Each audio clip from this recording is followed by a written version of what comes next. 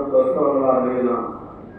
ప్రాంతంలో ఉన్నాడు లోతు అనేది మనం చూస్తున్నాం. కాబట్టి ఆ ప్రాంతంలో ఉన్నాడు ఎవరంటారంటే ఈ లోతు మనం చూస్తే. కాబట్టి ఏంటంటే అబ్రాహాముతో దేవుడు మాట్లాడేది అనేది చూస్తాం.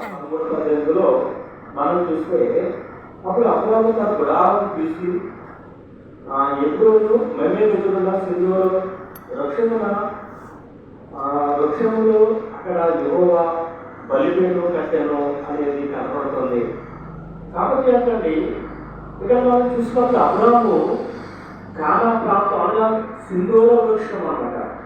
ఈ 18వ అధ్యాయంలో మనం చూస్తే ఈ 18వ అధ్యాయంలో మనం జ్ఞాపకం చేసుకున్నప్పుడు అక్కడ గుడాలు వేసుకున్నాడు ఎవరంటే అబ్రాహాము గారు అనేది మనం చూస్తూ ఉన్నాం.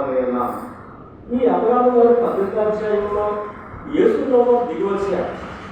18వ అధ్యాయంలో 13 అయిపోయింది, 14 అయిపోయింది, 15 అయిపోయింది, 16 అయిపోయింది, 17 వరకు చూస్తే అబ్రాహాము గారికి సంతానం ఇంకా లేదు మనం చూస్తే.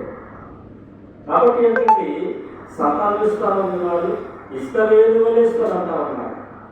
అయితే ఆస్తి అయితే భూలంత ఆస్తి పెరిగిపోయింది అబ్రాహాము గారికి. 500 మంది పనివారు ఉన్నారు మనం చూస్తే.